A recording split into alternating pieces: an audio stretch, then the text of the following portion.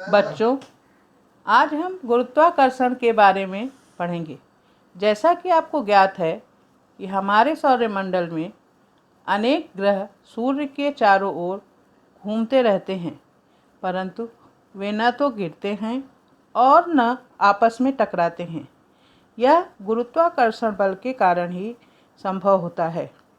गुरुत्वाकर्षण बल एक ऐसा वैश्विक बल है जो केवल पृथ्वी पर स्थित दो पिंडों के बीच ही नहीं, बल्कि किसी भी दो पिंडों के बीच अर्थात खगोलीय पिंडों के बीच कार्य करता है।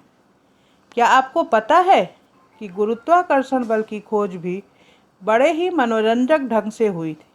महान वैज्ञानिक न्यूटन एक पेड़ के नीचे बैठे थे, तभी अचानक एक सेब उनके सिर पर गिरा।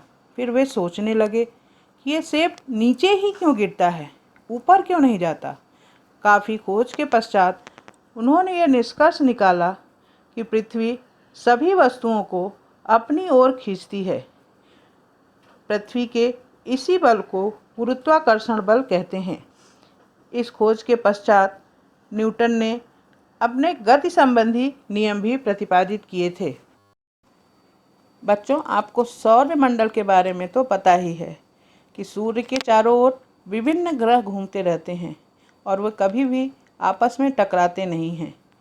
इसका कारण यह भी सामने आया कि हर एक पिंड का अपना एक गुरुत्वाकर्षण होता है और वह उसी बल से एक दूसरे को संतुलित करते हैं।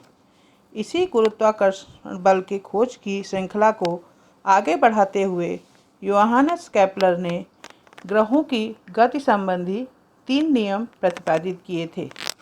केपलर का प्रथम नियम, ग्रह की कक्षा दीर्घवृत्ताकार होती है तथा सूर्य उस कक्षा के एक नाभि पर स्थित होता है। ऐसा पहले वैज्ञानिकों का मानना था कि सूर्य के चारों ओर ग्रह जिन कक्षाओं में चक्कर लगाते हैं वो वृत्ताकार थी, परंतु केपलर ने अपने खोज से यह सिद्ध किया कि वह कक्षा वृत्ताकार न होकर दीर्घवृत्ताकार या अंडाकार होती है। दीर्घवृत्ताकार कक्षा का अर्थ यह है कि उसमें 2 नाभि बिंदु होते हैं। केपलर का दूसरा नियम, ग्रह को सूर्य से जोड़ने वाली रेखा समान समयावधि में समान क्षेत्रफल प्राप्त करती है। इस नियम के अनुसार दीर्घवृत्ताकार कक्षा की एक नाभि पर स्थित सूर्य को ग्रह से जोड़ने वाली रेखा समान समय में समान क्षेत्रफल प्राप्त करती है। जैसा कि आप चित्र में देख पा रहे हैं कि क्षेत्रफल ए और क्षेत्रफल बी दोनों का मान समान आता है। केपलर का तीसरा नियम, सूर्य की परिक्रमा करने वाले ग्रह के आवर्तकाल का वर्ग ग्रह की सूर्य से औसत दूरी के घन के समानुपाती होता है।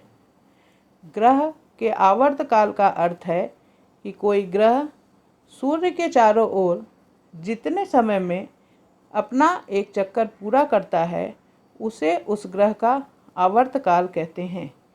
तो इस हिसाब से ग्रह के से सूर्य की दूरी और ग्रह के आवर्तकाल का अनुपात अर्थात T²/r का घन बराबर k, यानी k एक स्थिरांक है।